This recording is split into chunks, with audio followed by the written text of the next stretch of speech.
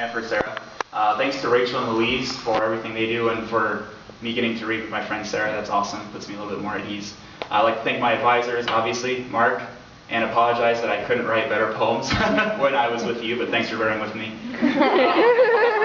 Matthew, who encouraged me to fly my freak flag and encouraged me to try new things and embrace being bad at them. Rick, who was patient with my critical thesis and encouraged me to embrace all of this science stuff. And for Mary, obviously, who kept that going and was patient when the creative thesis changed direction completely 3 or 4 packets. So thank you very much.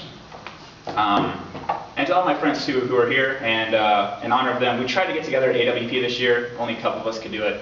But this is a poem that comes out of getting to run along Lake Michigan for the first time in a couple of years. So it's called Cold, Dry Air. I've had my share of cracked and bloody knuckles running miles along the lake in February. Waves break, what a way to put it, against the concrete moors along the trail. Never has a wave not broken. It must be in the wave's nature to break, the hands to bleed, the wife's to bend at the waist and dab the blood out of love, secretly desiring something more. And sorry for you, that is the shortest poem, so it just gets longer from here. This is called The Best Week. A girl will struggle in the water on the evening news. Her father will jump in to help and fail. The helicopter pilot, 10 months from her pension, will swing the red swimmer through the canopy and into the water where he will have to choose who to swim to first. I will watch it all in passing as you stir-fry our vegetables and call you in to see how the father goes under and comes up and goes under again, and to ask you how the network can show something like that on TV. I'll add more peppers to the walk and stand behind you as the grease teases our arms with something we can't quite call pain. For 8 days we will fight and storm out and make up as we never have before, as if it were the water we were battling on behalf of the father and the mother who by now has emptied and rinsed and recycled his toiletries and is absolutely convinced she will never speak to her daughter or go to the river or have curry, which was his favorite, again. You will come home to fresh squash and filleted salmon, and for those 8 days we'll eat better and you won't know why. The sky above the house will change like it always does, and I will attribute it to anger or fear or something sinisterly sexual about the moment day and night mix, and a color I see I am sure no other human has seen above the smoke of the house.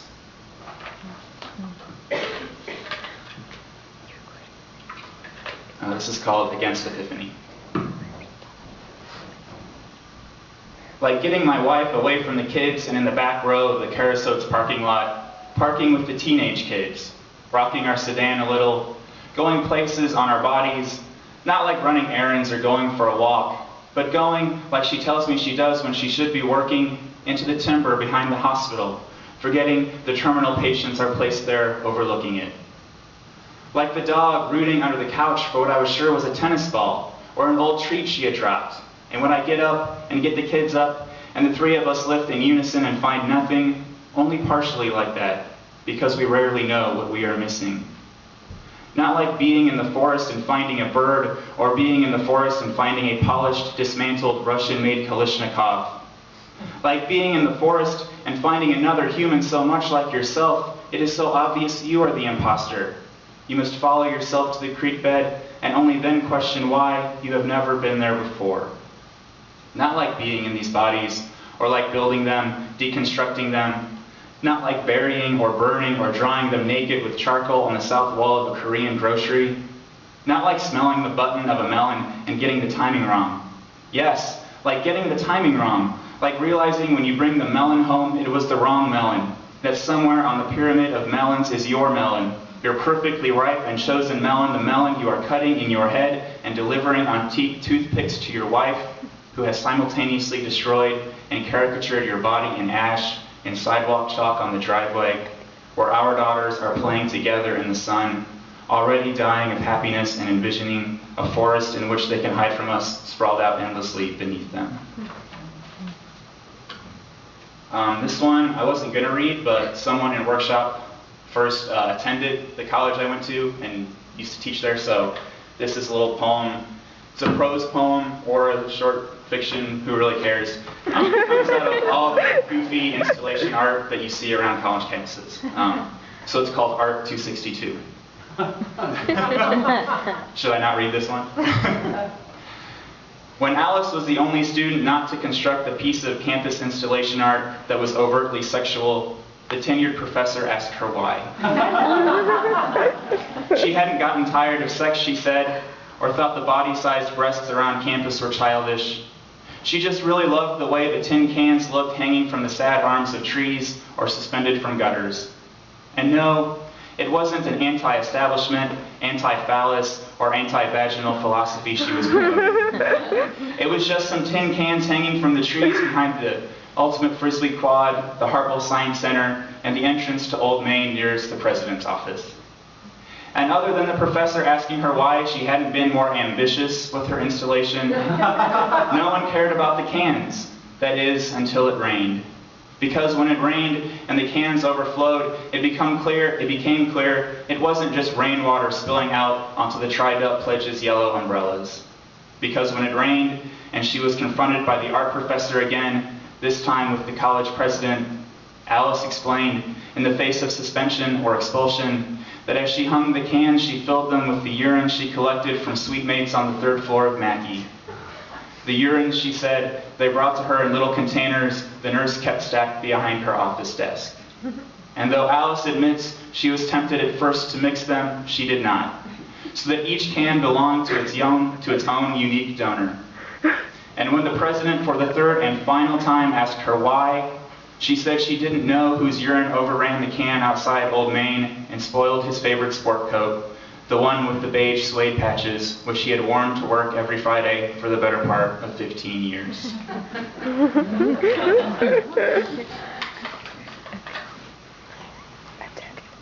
You get really thirsty up here. This next one, I was coming out of calculus when a friend originally told me that a plane had hit one of the World Trade Towers, and I've heard stories in the news recently about people flying small planes into barns and stuff, and so I initially kind of laughed. And so this is a poem that confronts the sort of inner douchebag whose first reaction to 9/11 was laughing. So it's called The New World. Terrorism has changed everything. My wife and I make love on our hands and knees as if we were our parents, hiding under their desks in the classroom. Wasn't childhood such a great time to be a child? My mother thinks any really thoughtful terrorist ought to blow up a small town like her own. What more flattering way to spread paranoia than through the otherwise harmless Midwest? Thank God poetry hasn't come to that. We're still writing about the really important socioeconomic and financial theses, woman with bullish tits and bearish thighs. I think my mom has got a really valid point, and so does the fire chief who dressed up the Pendleton Rec Center as a mosque and pretended there were Methodist, Lutheran, Presbyterian, and Catholic hostages burning inside. I'm sorry, but there is no such thing as equality. I told my wife I was pregnant, and she just could not get behind the idea. This world is never going to stop and respect our grief the way we think it should. It would be really nice to think that all the fetuses on the planet put their 1/3 developed hands over their 1/3 developed hearts and then saluted. When I heard a plane flew into the first tower, I hardly thought it was newsworthy. I imagined some off in the distance prince like John Jr. flying around in his single engine, trying to get a glimpse of how small a normal American looks from the air. I'm sorry, John, everything American is big. Our burgers and skyscrapers, our passenger jets, and this inflamed sense of entitlement we call freedom of speech.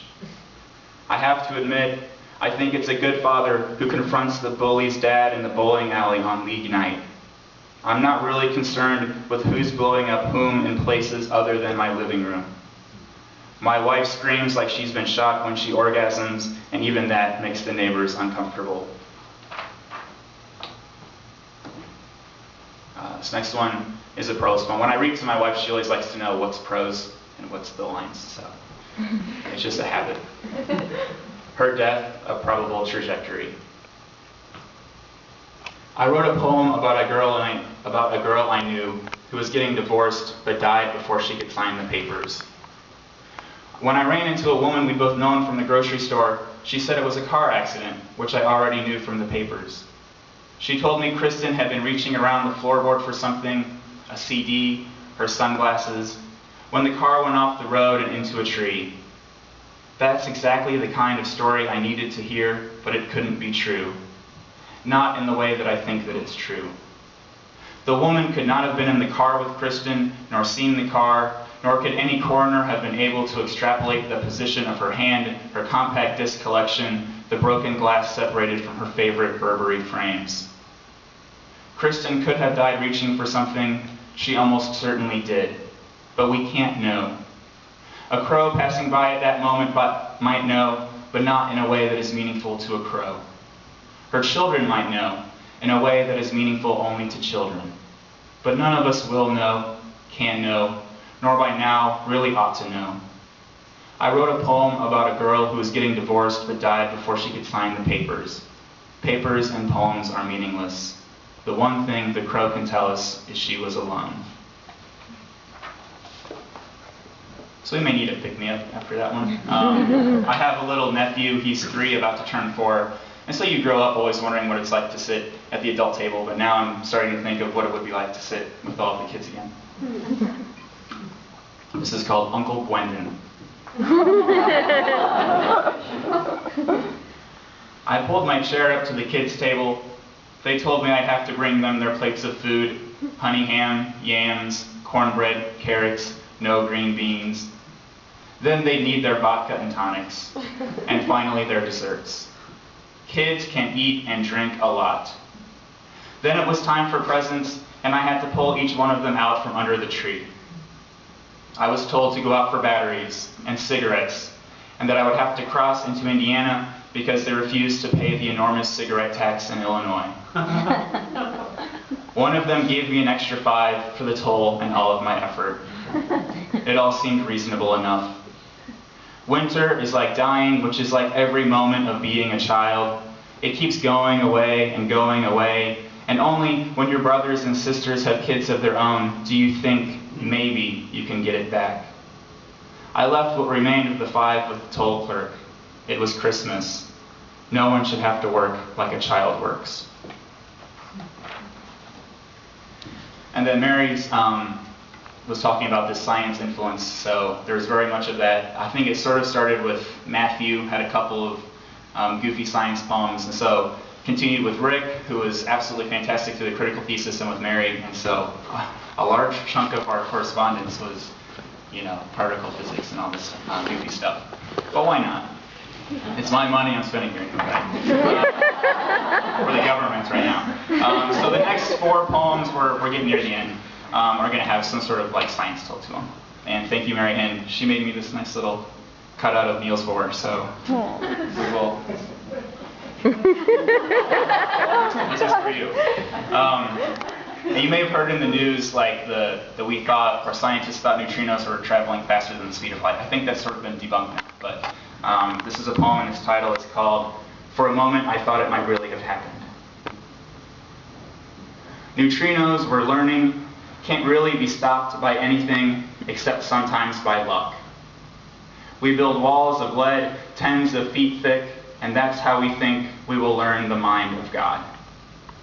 For a moment, it appeared we were onto something, and they could travel like souls faster than the speed of light. Neutrinos shot in grand experiments from Geneva to Gran Sasso, Batavia to somewhere in cold Minnesota. Patrons of the honest Midwestern work ethic, modest, nearly invisible. Billions of them passing through me every second. The odd one left behind and some fat around my kidney is all the God I suspect I shall ever need. This is called Dream of an Expanding Universe. And since we're talking about the speed of light, I learned recently that nothing in the universe can travel faster than the speed of light, but the expansion of the universe itself travels faster than the speed of light. So there are places that it's physically impossible to get to because of that. So the title of this poem is Dream of an Expanding Universe. I dreamt of that balloon always getting blown up in entry-level physics and cosmology textbooks. The one with the black dots or pennies receding faster and faster away from each other. This is not an analogy for the state of our marriage. The two sides of our bed have not gotten any farther away. Our hands do not drift noticeably apart in the theater. Here we are, still together. Can you imagine that? Everything in the universe rushing away from everything else, all the big stuff anyway, while the Earth stays pretty faithful to its orbit, and you to me, and the moon to the smooth jazz of the tide ebbing against our feet. You asked me once where the other halves to all those shells could have gone. Honey, I wanted to tell you, the universe is a vast but finite place.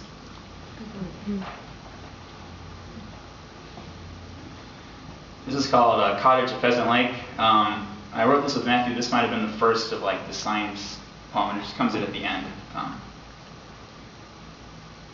It's been weeks since we've talked seriously about the cottage at Pheasant Lake.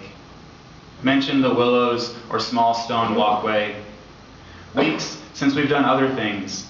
Walked outside, gone together to the theater, arrived jovially someplace we never would have expected, like the Mennonite restaurant in Livonia. It's a shame, watching the big red belly of the sun set every day. I know it's in everyone's nature to leave. The sun, my buddy Greg I shoot baskets with, DJ's sister Dinah. My mother leaves for work every day, convinced she's not coming back. So is it the sun, or gravity, or a diamond glinting like what I mistook for the fish of Pheasant Lake keeping us together? It's this implacable need I have for her to fill my outer orbits with her electrons, so we can dance like children dream of dancing, quickly, manic, and at speeds and with such beauty, no one can say for certain where we have been or where we might be going. And the last one, thanks for coming. It's called The Day the Earth Stood Still. How was I supposed to know you loved me from the orbit of the earth, which does not stop for anything? I pass by a mirror several times a day. I can be stopped. I can be vain. Is it because the earth has so many souls to protect that it cannot be stopped? If my life is like the acrobats towing the wire, there you are, holding me up. But sometimes you are not strong enough. Winters and tornadoes devastate, car accidents, obesity. An impatient grumbling erupts somewhere within the bowels of the earth, and a few hours later, hundreds of miles of shoreline are gone. I have heard from you what it is like to be present when another human dies, but I have not seen it myself. There is something inside me I can see without the aid of a mirror or your sharp, discerning eye. It is not what our artist friends accept as negative space. This is real emptiness. What scientists for centuries have sought to fill with ideas like ether or the presence of God. What we are moving through when we're afraid to admit we're moving through nothing. Thank you.